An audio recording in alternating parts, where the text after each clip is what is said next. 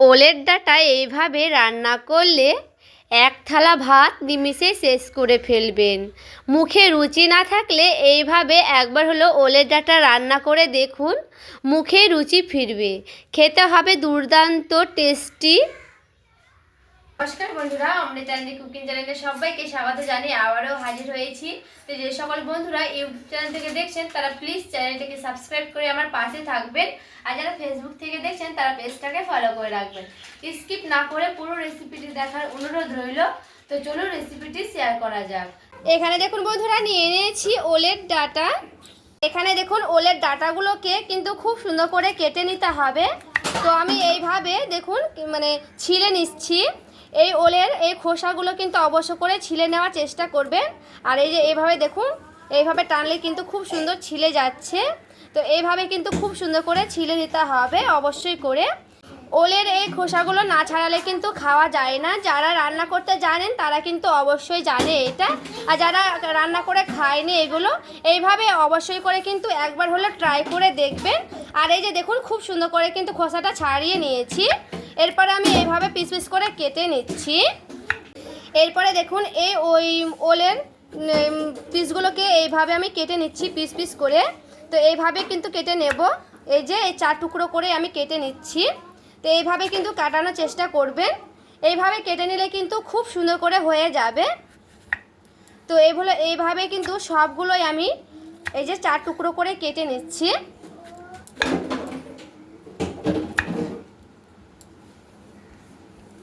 তো সেমভাবে কিন্তু এইভাবে খোসাগুলোকে দেখুন ছাড়িয়ে নিতে হবে। তো ওইভাবে আমি সবগুলোকেই এইভাবে কেটে নিচ্ছি।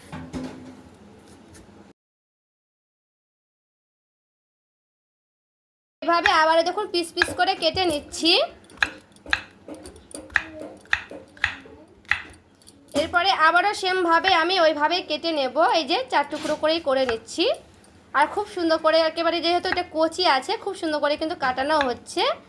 তো এইভাবে আমি সবগুলো কেটে নেব, তারপরে ফিরে আসছি। আর এই যে দেখুন বন্ধুরা, খুব ভালো মতো করে আমি দেখুন কেটে নিয়ে চলে এসেছি, পিস করে নিয়ে চলে এলাম। তো এগুলোকে আমি খুব সুন্দর করে একবারে ধুয়ে নেব। এখানে দেখুন আমি 2 বার কিন্তু খুব সুন্দর করে জল পাল্টে পাল্টে ধুয়ে নিয়েছি। পরে চলুন একটু আমি ভাপিয়ে নেব 1 মিনিটের মতো। দেখুন আমি একটা কড়াই বসে নিয়েছি। তো এরপরে আমি দিয়ে দিচ্ছি একেবারে সামান্য করে দিচ্ছি জল, 1 কাপের মতো দিয়ে দেব জল। জলটা আমার খুব সুন্দর করে গরম করে নেব। দেখুন জলটা আমার খুব সুন্দর করে ফুটে গেছে। দিয়ে দিচ্ছি লবণ। দেখুন সেই ওলের ডাঁটাগুলোকে দিয়ে দিচ্ছি জলে। এরপরে জলে খুব সুন্দর করে একটু আমি নাড়াচাড়া করে নিচ্ছি। প্রায় আমি 2-3 মিনিটের মতো একটু ভাপিয়ে নেব। আমি দিয়ে দিচ্ছি ঢাকা। এরপর আমি ঢাকাটা উঠিয়ে নিলাম। আর এখানে দেখুন খুব সুন্দর করে কিন্তু ফুটতে লেগেছে। তো আমি কিন্তু এখানে বেশিক্ষণ ভাপাবো না, বেশি ভাপালে কিন্তু একেবারে গলে যাবে। তার জন্য কিন্তু 2-3 মিনিট একটু আমি ভাপিয়ে নিব। এখানে দেখুন 2-3 মিনিট খুব সুন্দর করে ভাপানো হয়ে গেছে। এরপর আমি নামিয়ে নিচ্ছি। এখানে আমি একটা পেঁয়াজ নিয়েছি। তো প্রথমে পেঁয়াজের মুখগুলোকে এইভাবে 2 সাইড কেটে নিচ্ছি। সুন্দর করে কেটে নিচ্ছি, একেবারে মিহি মিহি করে পিস করে নেব। এরপরে দেখুন খুব সুন্দর করে মিহি মিহি করে কিন্তু পেঁয়াজটাকে আমি কেটে নিচ্ছি। এটা যত মিহি করে পেঁয়াজটা কাটার চেষ্টা করবেন। তো এখানে কিন্তু একটু মিহি মিহি করে কেটে নেওয়ার চেষ্টা করবেন, নাহলে শিলপাটাতে কিন্তু হালকা করে থেতো করে নিতেও পারবেন। তো এইভাবে আমি কিন্তু ছোটো ছোটো পিস করে কেটে নিচ্ছি। তো আমি এখানে একটা গোটা পেঁয়াজ দিচ্ছি, আমার একটা পেঁয়াজই লাগবে এখানে। এখানে দেখুন আমি পেঁয়াজটা কিন্তু খুব সুন্দর করে কেটে নিলাম। আর এখানে দেখুন আমি প্রায় 4টে থেকে 5টে মতো কাঁচা লঙ্কা নিচ্ছি। তো লঙ্কাগুলোকে আমি আগে ধুয়ে নেব। ধুয়ে নিয়ে চলে এসেছি।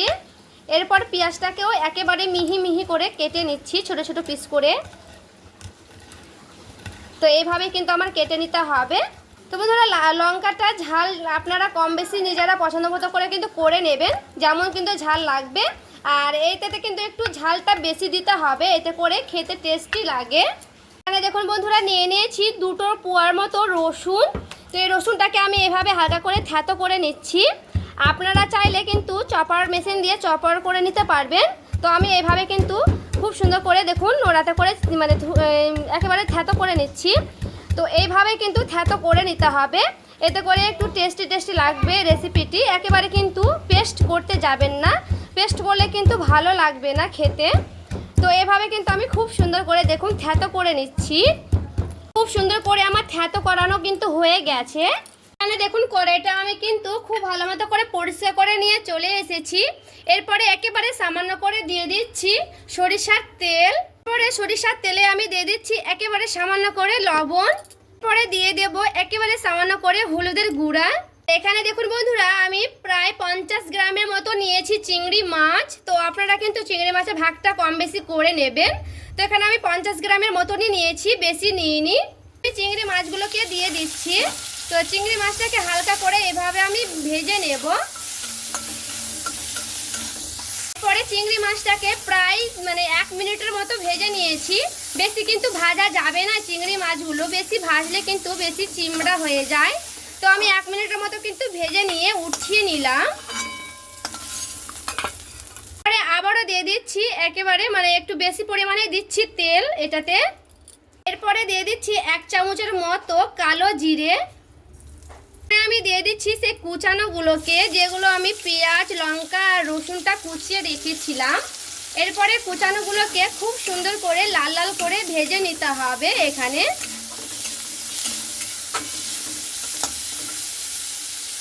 এখানে দেখুন বন্ধুরা পেঁয়াজটা আমার খুব সুন্দর করে লাল লাল করে ভেজে নিয়েছি। আর এই যে দেখুন, দেখে বুঝতেই পারছেন কেমন করে আমি ভেজে নিয়েছি। তো এইভাবে কিন্তু ভেজে নেওয়ার চেষ্টা করবেন। আর চপারে করে এইগুলো চপ করলে খুব সুন্দর একেবারে মিহি মিহি হয়। আমি কিন্তু ছুরি দিয়ে করেছি বলে একটু গোটা গোটা রয়েছে। এরপরে দেখুন আমি জল ঝাড়িয়ে রেখেছিলাম সেই ওলের ডাঁটাগুলো, এরপর আমি দিয়ে দিচ্ছি এখানে। এরপরে ডাঁটাগুলোকে এইভাবে খুব সুন্দর করে আমি নাড়াচাড়া করে নিচ্ছি। তো এখানে আমি একটু ভেজে নেব সবগুলোর সঙ্গেই।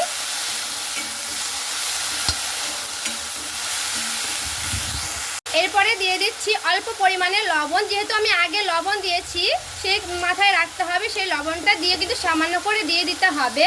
আমি দিয়ে দিচ্ছি হলুদের গুঁড়া, একেবারে সামান্য করে দিয়ে দিচ্ছি। এবারে লবণ আর হলুদটা দিয়ে খুব ভালো মতো করে এভাবে আমি নাড়াচাড়া করে নিচ্ছি। এখানে কিন্তু আপনারা না ভাপাতে পারবেন, জলটা হালকা করে গেলে না দিতেও পারবেন। তো একটু গেলে নিলে বেশি ভালো হয়, কারণ অনেকটাই কিন্তু ওলের ডাঁটা গলার চুলকোয়, কিন্তু এইগুলো কিন্তু চুলকোয় না। তার জন্য কিন্তু আমি ওইটা দেখিয়ে দিলাম, ভাপানোটা। ভাপিয়ে কিন্তু রান্না করার চেষ্টা করবেন, খেতে ভালো লাগবে এতে করে। তো এইভাবে খুব সুন্দর করে আমি নাড়াচাড়া করে নিলাম। এরপরে আমি দিয়ে দিচ্ছি ঢাকা। ঢাকা দিয়ে আমি কখনো হাই ফ্লেমে এবং কখনো কম আঁচে এভাবে কিন্তু রান্না করে নেব। আমি ঢাকাটা উঠিয়ে নিচ্ছি। আর এখানে আমি প্রায় 2-3 বার ঢাকা উঠিয়ে এইভাবে নাড়াচাড়া করে নিয়েছি।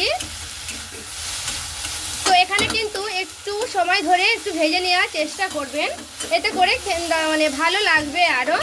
তো এইভাবে আমি খুব সুন্দর করে দেখুন নাড়াচাড়া করতেই থাকছি। আর গ্যাসের আঁচটা কিন্তু কমিয়ে দিয়েছি, যেহেতু আমি আগে থেকে একটু ভাপিয়ে নিয়েছি, তাই জন্য কিন্তু আমার পুরোপুরিভাবে খুব সুন্দর সেদ্ধ হয়েছে। তো এই যে দেখুন আমি এইভাবে দেখাচ্ছি, দেখুন খুব সুন্দর কিন্তু সেদ্ধ হয়েছে। তো এইভাবে আমি আরও প্রায় 5 থেকে 10 মিনিটের মতো কিন্তু এইভাবে একটু নাড়াচাড়া করে নেব, গ্যাসের আঁচ কমিয়ে কমিয়ে। আর এখানে কিন্তু যে ক্ষেত্রে যদি সেদ্ধ না হয় সেক্ষেত্রে একটু 1/2 কাপের মতো জল দিতে পারেন। জল দিয়ে কিন্তু খুব সুন্দর করে ফুটিয়ে নিতে হবে। তো এইভাবে আমি আবার একটু নাড়াচাড়া করে দিয়ে আবারও ঢাকা দিয়ে দিচ্ছি। গ্যাসের আঁচটা আমি একেবারে কমিয়ে দিব। দেখুন আবার আমি ঢাকাটা উঠিয়ে নিলাম।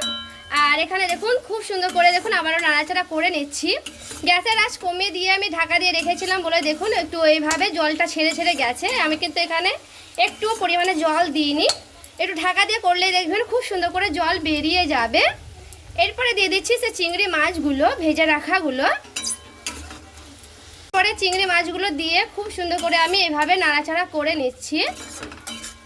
তো এরপর আমি গ্যাসের আঁচটা একটু বাড়িয়ে দিলাম। এইভাবে কিন্তু করে নিতে হবে, একটু গ্যাসের আঁচ বাড়িয়ে বা কমিয়ে এইভাবে নাড়াচাড়া করে নিতে হবে খুব সুন্দর করে।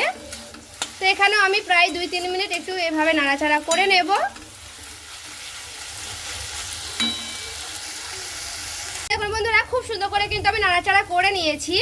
তো এখানে আমার লাগবে মিষ্টি, তো এখানে আমি একটু পরিমাণে দিয়ে দিচ্ছি মানে চিনিটা দিয়ে খুব ভালো মতো করে আবার একটু নাড়াচাড়া করে নিচ্ছি। চিনির ভাগটা একটু বেশি দিলাম এখানে, দিয়ে খুব সুন্দর করে 1 মিনিটের মতো একটু নাড়াচাড়া করে নিয়েছিলাম। তো এখানে আমার পুরোপুরিভাবে রেডি হয়ে গেছে। তো আমি নামিয়ে নিচ্ছি, তারপরে দেখাচ্ছি। আর এই যে দেখুন বন্ধুরা, রেডি করে নিয়ে চলে এসেছি, আর দেখুন নামিয়ে নিলাম। আর দেখতে দেখুন কতটা লোভনীয় হয়েছে। আর খুব সুন্দর করে কিন্তু এইভাবে রান্না করলে দারুণ লাগে, আর সেদ্ধও কিন্তু খুব সুন্দর হয়েছে। এই যে দেখুন বন্ধুরা, দেখতে কতটা লোভনীয় হয়েছে দেখুন। আর এইভাবে কিন্তু 1 থালা ভাত নিমিষে শেষ করে ফেলবেন, খেতেও কিন্তু দুর্দান্ত লাগে। আর দেখুন দেখতে কতটা লোভনীয়। তো বন্ধুরা, এইভাবে একবার হলো ওলের ডাঁটার রেসিপিটি বাড়িতে তৈরি করে দেখবেন, খেতে হবে দুর্দান্ত ও লোভনীয়। আজকের এই রেসিপি ভালো লেগে থাকলে প্লিজ একটি লাইক করবেন, আর চ্যানেলটাকে সাবস্ক্রাইব করে আমার পাশেই থাকবেন। আর দেখা হচ্ছে আরও একটি রেসিপির সঙ্গে। সবাই ভালো থাকবেন, সুস্থ থাকবেন।